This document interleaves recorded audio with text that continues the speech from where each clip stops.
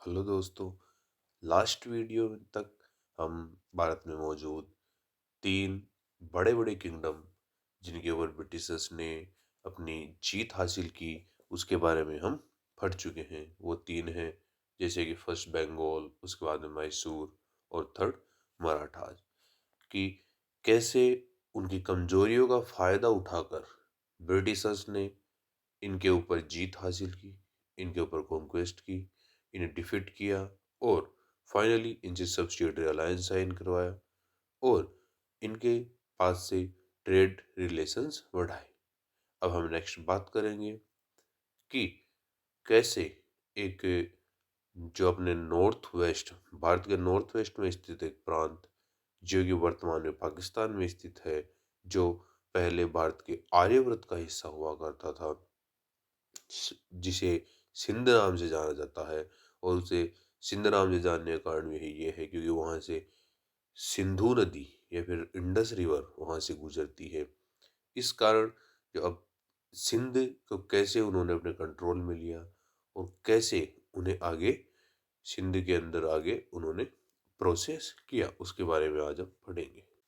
अब हम आगे बात करते हैं कि जो ब्रिटिश की सिंध के ऊपर कॉन्क्वेस्ट थी उसका प्रोसेस तो अर्ली 19th सेंचुरी में स्टार्ट हुआ था, लेकिन जो ब्रिटिशर्स थे वो पहले से ही जो सिंध के इलाके थे वहां से ट्रेड किया करते थे, जिसकी परमिशन उन्हें 1630s में मुगल एम्परर के द्वारा एक फरमान के माध्यम से दे दी गई थी।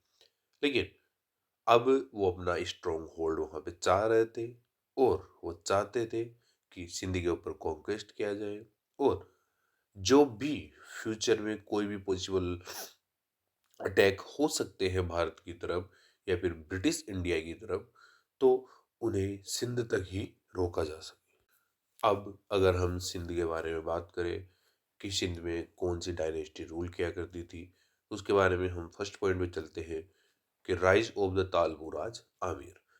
सन या फिर अर्ली 18th सेंचुरी की बात है, तब वहाँ पे जो सिंध के इलाके में कालोरा डायनेस्टी रूल किया करती थी। तभी 1758 में एक इंग्लिश फैक्ट्री वहाँ पे थट्टा में बिल्ट की गई, जिसके पीछे या जिस फैक्ट्री के स्टार्ट करने के पीछे एक फरमान था, जिस फरमान को इशू एक क्लोरा प्रिंस गुलाम शाह के द्वारा किया गया था। 1761 में गुलाम शाह ने ब्रिटिशर्स के अलावा या एक्सेप्ट ब्रिटिशर्स और सभी यूरोपियंस को सिंध से बाहर निकाल दिया, क्योंकि वो नहीं चाहते थे कि ब्रिटिशर्स के अलावा कोई भी भारत या कोई भी जो अलग यूरोपियन कंट्री है, अलग यूरोपियन पीपल्स हैं, वो इस सिंध में मौजूद रहे। उसके बाद में हम बात करते हैं कि 1775 तक ये जो प्रिविलेज थे उनको मिले हुए थे, वो सभी प्रिविलेज को उन्होंने इंग्लिशर्स ने एंजॉय किया। उसके बाद में सिंध में नए रूलर आए, सरफराज खान। अब सरफराज खान का क्या है, अब हम आगे बात करते हैं। जैसे कि 1770s में एक जो बलूच ट्राइब हुआ करती थी, जिसे तालपुराज नाम से जाना जाता था, वो पहाड़ियों के ऊपर रहा करते थे। वो उस समय सिंध के प्लेन्स जो इंडस नदी के इंडस रिवर के आसपास के इलाके थे वहाँ पे वो आगे सेटल हो गए। और वो पहाड़ियों में होने के कारण वो अच्छे सोल्जर्स थे, क्योंकि उन्हें हंटिंग गैदरिंग के लिए जाना पड़ता था और उसके साथ साथ वो हार्ड लाइफ के साथ अडेप्टेड भी थे। उसके बाद में 1783 में तालपुरा के लीडर थे मीर फतेह अली खान, जिन्होंने सिंध के ऊपर कंप्लीट होल्ड कर लिया। वहाँ के पहले से मौजूद जो कलोरा प्रिंस थे उन्हें एग्जाइल में भेज दिया गया, फिर उन्हें डिफीट कर दिया गया और वहाँ पे अपना रूल स्थापित किया। उसके बाद में वो चार भाई थे जिन्हें चार यार नाम से जाना जाता था। क्यों? क्योंकि वो उसके बाद में हम बात करते हैं कि मीर फतेह अली खान थी, उनकी डेथ हो गई 1800 में। तब उनके चार बेटे थे या फिर उनके चार सक्सेसर हुए, जिन्होंने सिंध को एक दूसरे में चार हिस्सों में डिवाइड कर लिया और अपने आप को आमेज के नाम से जाने जाने लगे। उसके बाद हम नेक्स्ट बात करते हैं कि ग्रेजुअल एक्सटेंडेंसी अवर सिंध, कि क्या ऐसे कारण थे जिनकी वजह से ब्रिटिशर्स को लगा कि हमें सिंध के ऊपर कॉन्क्वेस्ट करनी चाहिए या फिर सिंध को अपने स्ट्रॉन्ग होल्ड में लेना चाहिए, ताकि हम भविष्य में ब्रिटिश इंडिया या फिर जो ब्रिटिश एम्पायर है भारत में उसको सुरक्षित कर सके।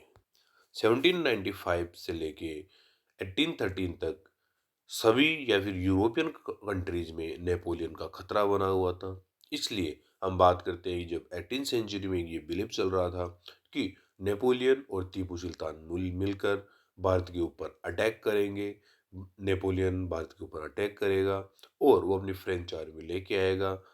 इस कारण जब से आगे उन्होंने इस सिंध को अपने कंट्रोल में लेने के लिए 1799 में ईस्ट इंडिया कंपनी ने सिंध के साथ कॉमर्शियल रिलेशंस बनाए, ताकि वो काउंटर कर सके उस समय जो बनने वाली एक अलायंस थी, जिसको जैसे कि फ्रेंच, टीपू सुल्तान और काबुल के एक मोनार्क थे शाहजहां, जिनके बीच में बनने वाली इस अलायंस को वो काउंटर कर सके। उसके बाद में हम बात करते हैं कि अक्टूबर 1800 में आमिर ने वो ब्रिटिशर्स को, जो ब्रिटिशर्स पहले से वहाँ पे मौजूद थे, उन्हें ऑर्डर दिया कि वो सिंध को छोड़कर 10 दिन में सिंध को छोड़कर यहाँ से चले जाए। उसके बाद में हम नेक्स्ट बात करते हैं ट्रीटी ऑफ इटरनल फ्रेंडशिप। जब जून 1807 में ब्रिटिशर्स को मालूम चला कि रशिया और फ्रेंच के बीच में एक नई अलायंस तैयार हो रही है, जिसे द अलायंस ऑफ टिल्सिट नाम से जाना जाता है, जो कि रशिया के अलेक्जेंड्रा वन और जिसे नेपोलियन बोनापार्ट के द्वारा ज्वाइन किया जा रहा है, जो कि भारत के ऊपर इन्वेड करने वाले हैं, वो भी एक लैंड रूट से। इस कारण उन्हें लगा कि हमें सिंध के साथ फ्रेंडशिप बढ़ानी चाहिए। फिर बाद में हम बात करते हैं कि जो ब्रिटिशर्स थे वो चाहते थे कि रशिया और जो ब्रिटिश इंडिया है उनके बीच में एक बैरियर हो या फिर एक बफर स्टेट के रूप में हो, ताकि हम जो रशियंस है वो ब्रिटिश इंडिया में या फिर भारत के ऊपर, भारत के अंदर आए उससे पहले ही उन्हें सिंध जैसे फ्रंटियर पे ही रोक लिया जाए।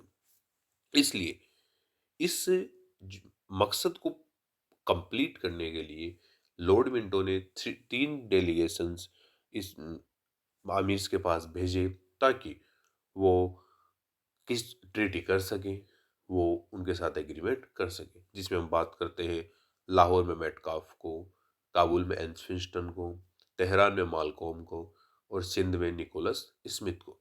जो अमीर के साथ उन्होंने बातें की, उन्हें बताए एग्रीमेंट के फायदे, एग्रीमेंट के नुकसान बताए, लेकिन अमीर्स फिर भी तैयार नहीं हुए इस ट्रीटी के लिए।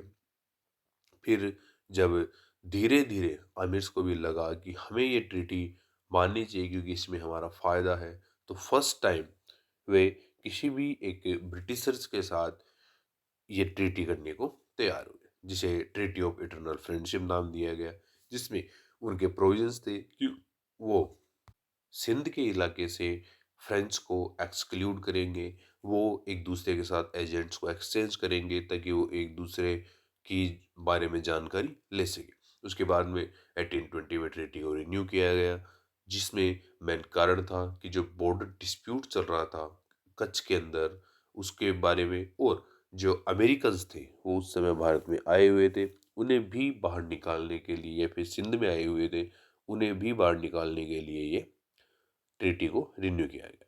उसके बाद में हम बात करते हैं कि ट्रीटी ऑफ 1832, जिसमें कि जो उस समय के तत्कालीन गवर्नर जनरल थे विलियम बेंटिक, उन्हें या फिर जिन्हें फर्स्ट टाइम मतलब वो उन्होंने एक ट्रीटी साइन करने के लिए सिंध के पास अपने कर्नल पोटिंगर को भेजा, जिसमें उन्होंने कुछ शर्तें रखी कि जो इंग्लिश मर्चेंट्स हैं उन्हें, या फिर इंग्लिश ट्रेवलर्स हैं, इंग्लिश ट्रेडर्स हैं, उन्हें सिंध से फ्री पैसेज दिया जाए, ताकि वो इंडिया से ब्रिटिश या फिर यूरोप की तरफ ट्रेड कर सके।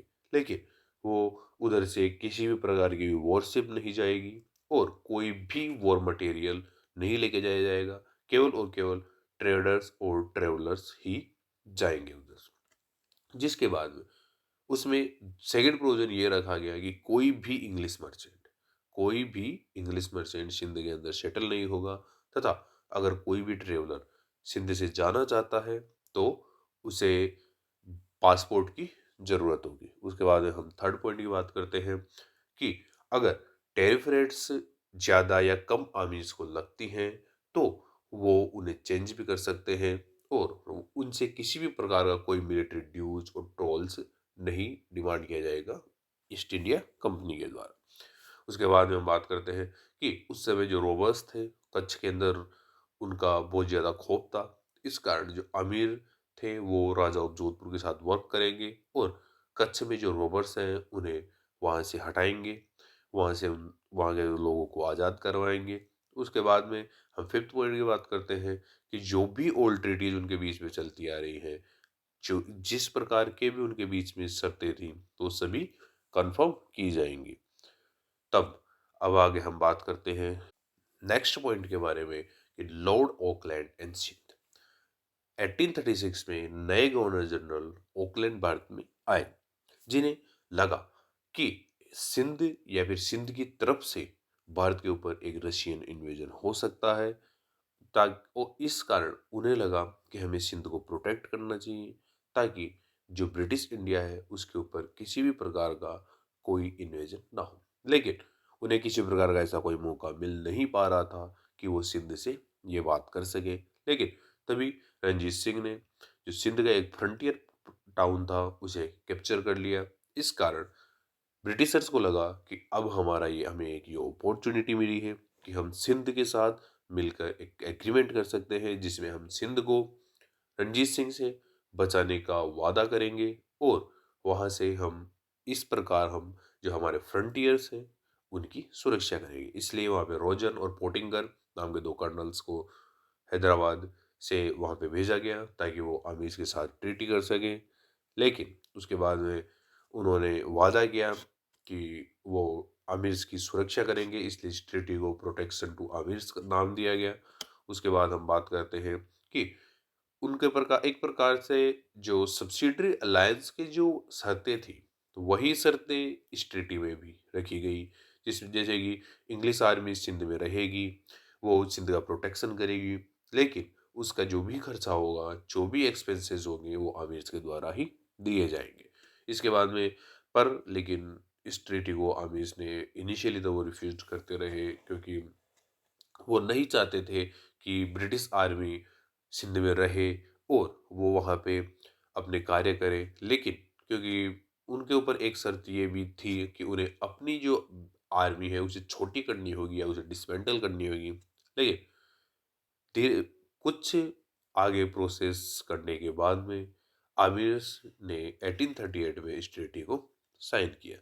उसके बाद में ब्रिटिशर्स ने इस शर्त में या फिर इस ट्रीटी में एक और पॉइंट कहा कि हमें वहाँ सिंध के अंदर ब्रिटिश रेजिडेंट की भी मौजूदगी होगी, जो कि आपके कोर्ट में बैठेगा। चारों जो आमिर्स हैं, इन चारों आमिर्स के कोर्ट में अलग अलग ब्रिटिश रेजिडेंट्स बैठेंगे और वो उनके जो भी वर्किंग प्रोसेस चल रहे हैं उनके ऊपर नज़र रखेंगे। बाकी वो किसी प्रकार का कोई भी इंटरफेयर नहीं करेंगे। परंतु उनकी तो वही पुरानी आदत। इस प्रकार जब आमिर और सिख्स के बीच में जो डिस्प्यूट्स चल रहे थे उनमें इंग्लिश इंटरवीन करने लगे। तो अब हम नेक्स्ट बात करते हैं कि जब अंग्रेजों को अफ़गान की तरफ जाना था और अफ़गान में जो शाह सूजा थे उन्हें वहाँ पे प्लेस करना था, और जो वहाँ के पहले से जो सुल्तान थे दोस्त मोहम्मद, उसे हटाना था। इसलिए उन्होंने एक ट्रिपार्टाइट ट्रीटी की जिसे 1838 में साइन किया गया, जिसमें तीन पार्टीज थी। फर्स्ट थे इंग्लिश, सेकंड था सिंध और थर्ड थे राजा रणजीत सिंह, जो कि पंजाब प्रोविंस से या फिर पंजाब स्टेट से आते थे। इस प्रकार जून 1838 में रणजीत सिंह ने भी ट्रीटी साइन कर दी, और वो भी जो आमिर्स और जो सिख्स के बीच में डिस्प्यूट चल रहे हैं उनमें ब्रिटिश मीडिएशन को लेके उन्होंने भी अपनी इच्छा जाहिर कर दी। जिसके बाद में हम बात करते हैं कि सिंध एक्सेप्ट सब्सिडरी अलायंस। फरवरी 1839 में आमिर्स को एक डर लगने लगा कि कोई भी सुपीरियर फोर्सेस आएगी और उनके ऊपर अटैक करेगी, और ब्रिटिशर्स उन्हें लगातार इस चीज़ के लिए डरा रहे थे। इसलिए इस कारण आखिरकार सिंध के जो आमिर थे उन्होंने सब्सिडियरी अलायंस साइन किया, जिस अलायंस के अंदर कहा गया कि जो ब्रिटिश फोर्सेस हैं वो सिंध में मौजूद रहेंगी, जिन्हें दो जगह दी गई, स्वीकारपुर और बुकार, जहाँ पे वो अपनी आर्मी को रख सकते हैं। और उसके बाद में आमिर्स ने 3 लाख रुपए per year maintenance of the army के लिए भी देने के लिए हाँ कही। उसके बाद में उन्हें कहा गया कि अगर आपके किसी भी फॉरेन स्टेट के साथ किसी भी प्रकार की कोई बातचीत होती है या कोई भी आपके रिलेशन होते हैं, उनके लिए आप बिना कंपनी को बताए नहीं जा सकते। आपको किसी प्रकार का आप नेगोशिएशंस नहीं कर सकते हैं किसी भी फॉरेन स्टेट के साथ। फिर हम नेक्स्ट बात करते हैं कैपिचुलेशन ऑफ सिंध। जब first Anglo Afghan war 1839 to 42 तक चली, वो सिंध की सोइल या फिर सिंध की धरती के ऊपर फाइट की गई थी, जिसको आमिर्स के द्वारा लाइक नहीं किया गया, क्योंकि वहाँ पे ब्रिटिश ट्रूप्स मौजूद थे, जिस चीज़ का उन्हें खतरा पहले से था कि ब्रिटिश अगर ट्रूप्स यहाँ पे रखेंगे तो वो अपने नेबरिंग कंट्रीज के साथ फाइट करेंगे, और वो भी सिंध के अंदर। लेकिन वो क्या कर सकते थे, और उन्हें अपनी सुरक्षा करने के लिए सब्सिडियरी अलायंस साइन करनी पड़ी। और लेकिन वो जो ब्रिटिश ट्रूप्स थे उन्हें वो फिर भी पसंद नहीं कर रहे थे। फिर उसके बाद में वो तत्कालीन गवर्नर जनरल या फिर वाइसरॉय एलन बोरो ने एक आउटराम, एक व्यक्ति थे जिन्हें आमिर्स के पास भेजा गया ताकि वो उनके साथ न्यूट्रलिटी नेगोशिएट कर सके, जिसमें मुझे कहा गया कि आपके जो भी पुराने ड्यूज बाकी हैं उनके लिए आपको कुछ प्रोविंस हमें सौंपने होंगे, और हमें जो कंपनी के जो स्ट्रीमर्स है उन्हें फ्यूल सप्लाई के लिए इंडस में इंडस में जो कंपनी के स्ट्रीमर्स चल रहे हैं उन्हें फ्यूल सप्लाई के लिए उन्हें आना पड़ेगा। और उसके साथ में ही जो अमीर्स हैं उन्हें मिंटिंग में जो वो कॉइन्स जो मिंट कर रहे हैं उन्हें उन्हें स्टॉप करना होगा। जो आमिर्स का सक्सेशन डिस्प्यूट था उसको भी इंटरवेन किया गया इंग्लिश एक एजेंट नेपियर के द्वारा, और जो आमिर्स थे उन्हें फिर धीरे धीरे वहाँ से डिफीट किया गया, और उनके साथ बहुत सी ट्रीटीज की गई, और एक लोगों के लिए वीक किया गया। और फाइनली 1843 में गवर्नर जनरल एलन बैरो ने सिंध को ब्रिटिश एम्पायर में मर्ज कर लिया, और चार्ल्स नेपियर को वहाँ का फर्स्ट गवर्नर अपॉइंट किया, और आमिर्स को वहाँ से हटा दिया गया। जिसके बाद में जो हम बात करते हैं तो अब सिंध के ऊपर केवल और केवल ब्रिटिशर्स का राज रहा, और उन्हें अब जो वहाँ से पहले से जो वहाँ पे डायनेस्टी चली आ रही थी उन्हें सबको ख़त्म कर दिया गया।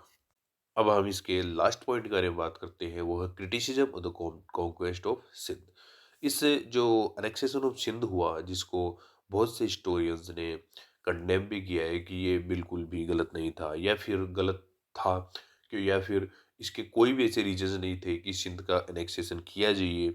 वैसे तो किसी भी स्टेट के ऐसे कोई रीजन नहीं थे कि उनका एनेक्सेशन किया जाए, लेकिन इसके लिए कहा गया कि इसके लिए कुछ डेलिबरेटली मैन्युफैक्चर्ड जो रीजंस थे वो दिखाए गए कि हमें एनेक्सेशन करना है। हमें उन्होंने अचानक से उन्हें जो रीजंस थे उन्हें क्रिएट किया, जिसमें फर्स्ट रीजन माना जा सकता है, बताते हैं कि जब जो ब्रिटिशर्स थे वो फर्स्ट अफगान वॉर में उनकी बहुत बुरी तरह डिफीट हुई, और उन्हें अफगान के हाथों बहुत ही ज़्यादा लॉस का सामना करना पड़ा, और उनकी प्रेस्टीज को भी बहुत ज़्यादा आघात पहुंचा। इसलिए इसको कंपेंसेट करने के लिए उन्होंने सिंध को अनेक्स किया, ताकि वो अपनी खोई हुई प्रेस्टीज वापस ले सके।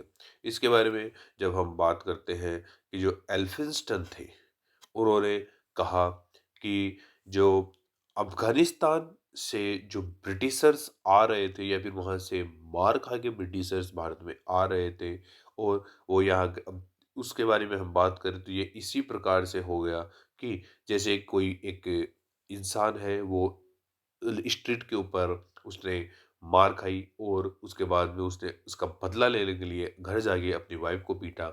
इसी प्रकार जो अब ब्रिटिशर्स थे उन्होंने अफगानिस्तान में तो उनकी डिफीट का सामना करना पड़ा, उनकी प्रेस्टीज गई, और वो भारत में आए और उन्होंने सिंध को अनेक्स किया उसका बदला लेने के लिए या फिर अपनी प्रेस्टीज बचाने के लिए। सो आज हमने सिंध के बारे में पढ़ा कि कैसे ब्रिटिशर्स ने सिंध के ऊपर कॉन्क्वेस्ट किया और कैसे वहाँ के जो आमिर्स थे उनको डिफीट किया, उनके साथ सब्सिडियरी अलायंस साइन की और किस प्रकार जबरदस्ती सिंध को एनेक्स किया। और अगले हम वीडियो में पढ़ेंगे कि सिंध के पास ही मौजूद एक स्टेट और एक बहुत ही बड़े स्टेट पंजाब, जहाँ पे कि रणजीत सिंह रूल किया करते थे, उनके साथ कैसे उन्होंने ट्रीटीज की। और जब रणजीत सिंह की डेथ हुई 1838 में, तो उसके बाद में किस प्रकार पंजाबी जो सिख्स थे वो कमज़ोर हुए और जो ब्रिटिशर्स थे उनको डिफीट किया और उन्हें एनेक्स किया तथा उसे ब्रिटिश इंडिया का पार्ट बना लिया। इसके बारे में हम अगले वीडियो में पढ़ेंगे। Thank you.